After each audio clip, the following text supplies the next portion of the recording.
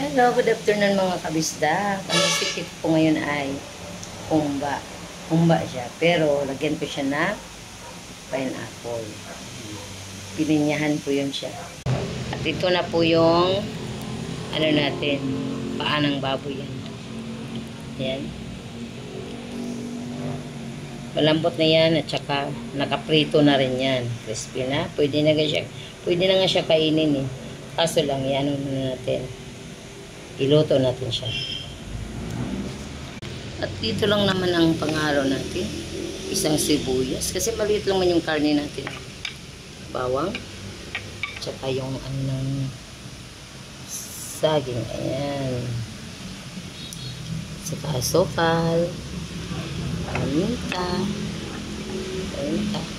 Siyempre, dati puti. Soy sauce at saka vinegar. At ang ano natin, pineapple jam. Kinuhaan ko na siya ng sabaw. Yan guys. Yan na po. Lagyan na natin yung pata.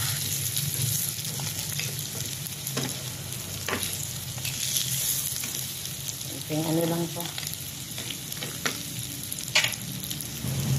Konting vinegar. Oops.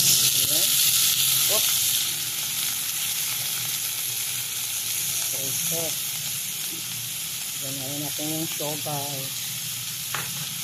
Isama natin lahat. Isasama na natin lahat. Ayan.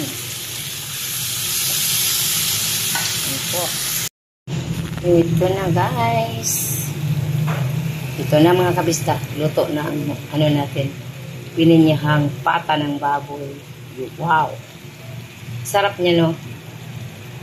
Kung may black beans pa to, humba to, humba. Pero wala eh.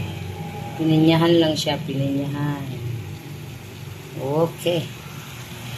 Yummy, yummy. Thank you for watching, guys, and God bless us.